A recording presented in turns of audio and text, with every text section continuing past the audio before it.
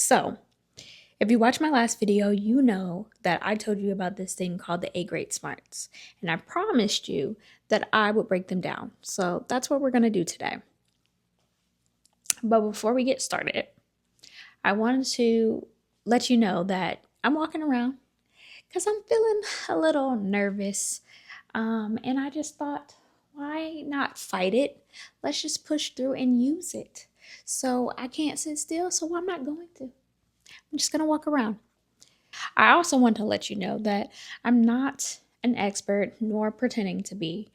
I am familiar with the 8th grade smarts. I've known about this for like a couple of years now, but I just started doing like a deep dive into this like 2 weeks ago. That's when I got the book, so maybe less. But yeah, so we're walking this thing out together. I am truly learning with you guys. It's more so like, we're walking down this path and I'm over here like, hey, come here, come look at this. It's pretty cool. So yeah, that's the vibe here. Yeah, let's get started. I got my notes over here on the couch. Okay, so we are actually going to talk about these two smarts called school smarts. That's what they're classified as anyway. Because, well, you'll find out more about that. I'll tell you later. But let me tell you about them first. So the first one we're going to talk about is Word Smart. So Word Smart is exactly how it sounds. It's all about using words. This is how people think. Like, I want you to get that straight. This is not about how people learn necessarily. This is about how their brain naturally thinks and processes things. So they think with words. And by that, it's like reading, writing, talking, even listening to other people read, write, and talk. Can you listen to people write? Anyway, read and talk. These are the people that are the chatty Cathys. These are the bookworms. These are, yeah, I think that's it. That's all I got. When they're excited, they use more words. So you thought they were already talking a lot, maybe a mile a minute, nonstop. I actually have a friend whose daughter, 4 years old, and baby, when I say she talk all day, she talks all day long. The only time she don't talk is when she sleep. And we just be like, please, can we have a break? My ears cannot take any anymore. Let's play the quiet game. Let's do that. That's fun. So yeah, love her to pieces, but sometimes auntie needs a break. So Word Smart kids can talk while they're playing. They can talk with an adult or with somebody else, or they can talk completely by themselves. They can be in a room playing and just talk the whole time, narrating what's going on in their life, or through their play. And they can also narrate what's going on in their life. And they, what else? Oh, even if you ask them sometimes, they will even admit to talking in their head. So you might think they're quiet. They're still talking. The Word Smart kids love to read. We're people. Because I keep forgetting, we're not just talking about kids here. We're talking about adults too. But yes, they love to read. If the kids can't read yet, they love getting read to. They love listening to audiobooks. They love, if they can't write yet, they love write. I just said they can't write, and I'm about to say they love writing. If they can't write yet, they love just telling a story out loud, verbally, and maybe having you write it down. But even if you don't write it down, they're going to still tell you their story. Why? Because they just love words. They love storytelling. So yeah, there's one thing that I've noticed in my own child that she is a bit word smart. However, confession time. Um, I think that that is a smart of hers that hasn't been growing as much lately because of me, unfortunately. I feel like I have been suppressing her word smart because, um, like I said, the word smart kids love to talk. They love to talk. Um, or not all of them, but the talkers for sure. Um, but yeah, and I am the type of person that loves quiet. So, with my child being the complete opposite, it, I was like, it's too much. I need you to be quiet. Like, or like maybe I won't even let her like complete a thought or a story because it can go on for a while. But I might be doing something, I might be busy and she's interrupting, or maybe it's bedtime. It's bedtime and now you want to tell me a story all about your day. Like, man, close them eyes. Good night. Um, and I just have to find a better way of doing that because I do feel like she, I kind of like stifled her a little bit in that area. She doesn't like to read anymore. Um, but I don't think that part is my fault. I think that's because she was forced to do it in our homeschooling program that we were a part of. So now that we're not a part of that program anymore, maybe she will learn to love to read it again on her own. But she doesn't talk as much as she used to. And I do feel a little guilty as her mom. Like, you don't want to do anything to hurt your kids. You want to help them. You want what's best for them. So I admit that. And I am hoping to turn it around. I am hoping to, or I'm being more intentional in growing that area again because the positive side, the bright side of things is that the book says that you can, now I'm going blank. You can reawaken these smarts. So that's what I'm going to do. I'm going to work on that and bring that back out of her by,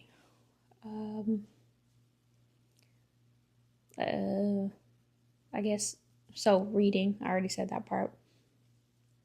Reading, I'm going to read to her, not make her read, but then also make her read like every other page or she likes to read comic book styles books. So I'm a character, she's a character. Like, there we go. When it comes to words, she likes music. So let's make up a song. Let's make up a rap. And let's make up a poem. She loves rhyming words. So, we might just start playing some word type games, word association games. I don't know. I'm literally making this up at the top of my head right now, but that's what I am going to start doing because I want what's best for my kid, and I see that in her. So I'm going to help try to strengthen that again. The second school smart is called logic smart. Logic smart is when people think with questions. So these are your kids that are always asking why. Why this? Why that? Why?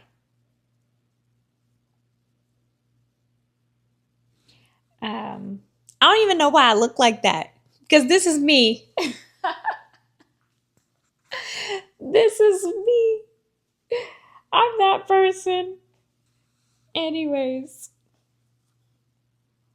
um, yeah. So they're the kids that are always asking questions. When they're excited, they ask even more questions. Um, I literally have another friend who's probably watching this right now. Hi, Lily. Um, she has a son, and her son be asking all the questions to the point where we be saying, are you sure you want to open that can of worms right now? Like, you remember who your son is, right? And she'd be like, you're right. I don't think I have the capacity for that topic today. But yeah, like I said, I am that friend who is asking questions. When my friends are telling me a story, I am always gonna have a question. Always. But I try to contain my questions. I try to keep it to a minimum, you know? 1 to 2 to 5, maybe. It's not 10. It's not 10. I think that's pretty good. Um, but yeah, so logic smart kids, logic smart people love to figure things out. They like to problem solve. It brings them joy to just learn why things happen the way they do. It brings them joy to have like intellectual puzzles to solve. Sorry, I had to look at my notes because I kind of forgot. So yeah, they love to figure things out. They love to discover things on their own, and that's not always a good thing. It's positive for the most part, but not all the time. Because sometimes you have those kids that are like who push the boundaries, shall we say? And so you tell them, "Don't touch that stove." You don't give them a reason why. They still gonna touch that stove. And even if you do give them a reason why, they're like, I need to find that out for myself. So don't get mad at them. It's because they're logic smart. So yeah, these are the kids that like to do math because 2 plus 2 is always going to equal 4. These are the kids that like science because of their experiments that they get to do. These are the kids that like to build things and take things apart and figure out what's inside.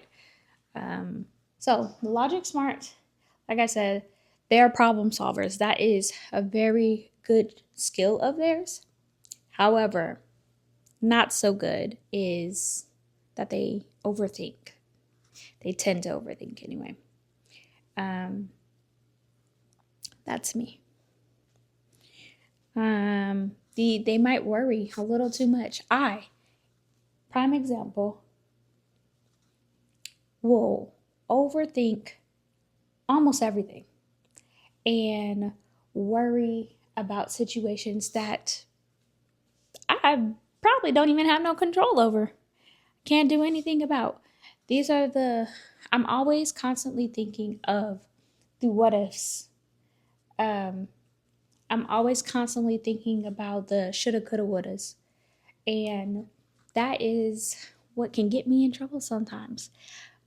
It's my logic smart. And that's when the power is not used for good. So, I don't know how to fix that yet. So, yeah. I'm going to try to find out. If anybody else has some suggestions, please let me know. I am not like too proud to admit that I need help. So, taking all advice. Because, unlike my Logic Smart, I am no longer trying to figure this out on my own. Oh, another thing when it comes to Logic Smarts, because they ask so many questions, they can be deemed as being defiant. And that's just not the case. They just got questions. Like, they're not trying to be rude. They're not trying to get on your nerves, unless they are. That is the ones that be like pushing your buttons, the boundaries. You tell them, hey, like, don't touch that, don't cross that line, and then they'll like hover over the line, like, I'm not touching it, i'm not I'm not crossing it, or whatever, like, I'm over it, I'm above it, like the play on words. Because because Logic Smart is very matter of fact, like black and white. You said this, that's what you mean is what you say, and what you say is what you mean. Yeah, that. So they're not always trying to be like that. So give them some grace. Give us some grace.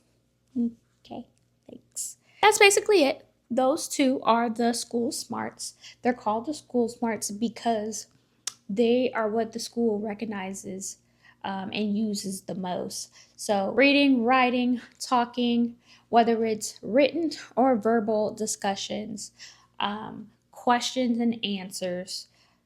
Again, whether it's written questions or verbal questions in classroom discussions, those are what's used all throughout school, all day, every day, in every class, for every subject, even homework. So when your kid's strengths are not one of these smarts, if they're not in the top 4, then they may struggle a little bit in school. And when they are struggling that much, they might feel like they're not smart at all.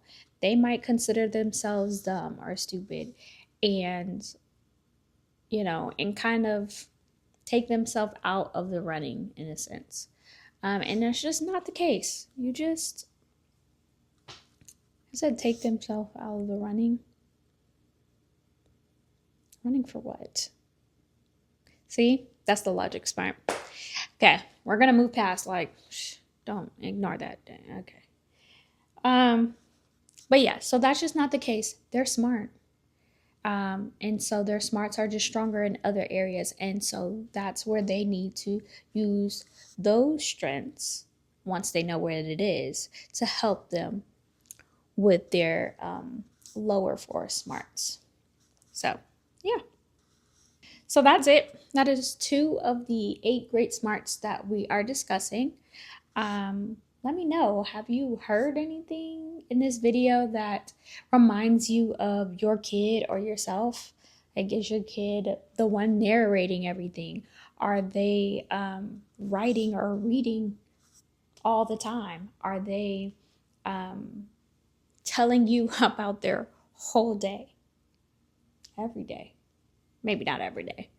But are they asking why 5 times in a row?